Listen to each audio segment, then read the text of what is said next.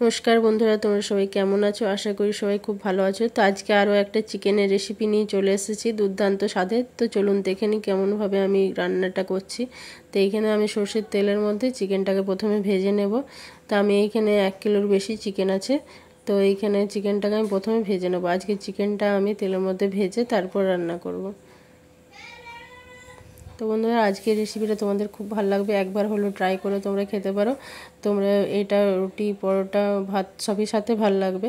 তো এইখানে চিকেনটা দেখো ভাজা হয়ে গেছে, খুব বেশি ভাজার দরকার নেই, এরকম পর্যায়ে আমি নামিয়ে নিয়েছি।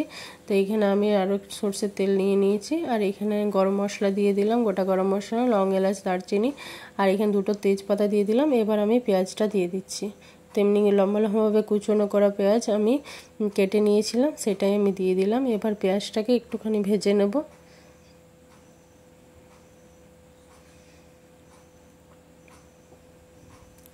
তো এখানে পেঁয়াজটা এই পর্যায়ে ভালোভাবে ভাজা হয়ে গেছে। এবার আমি আদা রসুনের পেস্টটা দিয়ে দিলাম।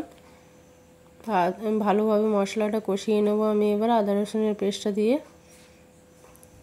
তো এবার আমি গুঁড়ো মশলাগুলো এখানে অ্যাড করব।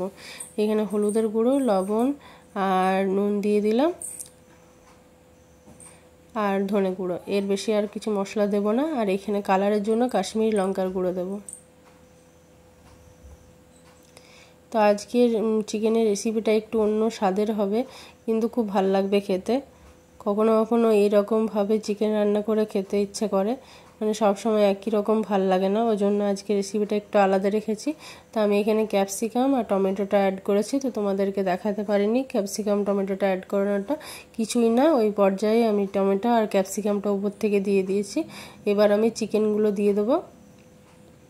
ক্যাপসিকামের একটা সুন্দর গন্ধ থাকে, সেটা এই চিকেনের মধ্যে চলে আসবে, খুব ভালো লাগবে খেতে। ওই জন্য আজকে এই ক্যাপসিকাম দিয়ে আমি চিকেনটা রান্না করছি। এবার আমি মাংসটা দিয়ে দিয়েছি। এবার আমি খুব ভালোভাবে এটা কষিয়ে নেব ঢাকা দিয়ে দিয়ে। তো ঢাকাটা খুলে দেখে নিচ্ছি। তো অনেকটা মোটামুটি কষানো হয়ে গেছে, আর একটুখানি কষাবো। তো বন্ধুরা, তোমাদের আমার রেসিপি কেমন লাগে আমাকে অবশ্যই জানিও। যদি ভালো লেগে থাকে তা আমাকে কমেন্টে তোমরা জানিও। তো এখানে তোমরা দেখতে পাচ্ছ চিকেনটা খুব ভালোভাবে কষানো হয়ে গেছে। তো এই পর্যায়ে পুরো তেল ছেড়ে দিয়েছে। এবার আমি একটুখানি জল এড করে দেবো। তো খুব বেশি জল দেব না, কারণ এটা একটু গ্রেভি হবে, সেই জন্য আমি জলের পরিমাণটা কম দিচ্ছি। আর ক্যাপসিকাম দিলে সবসময় একটু গ্রেভি করতে হয়, মানে ঝোল না করলে বেশি ভালো হয়, ঝোল করলে ভালো লাগে না। তোমরা যদি ক্যাপসিকাম দিয়ে চিকেন রান্না করো তো একটু গ্রেভি টাইপের করবে, কিন্তু তোমরা ঝোল করো না, ঝোল করলে ভালো লাগে না খেতে। তো এইখানে চিকেনটা হয়ে গেছে আমার সম্পূর্ণ।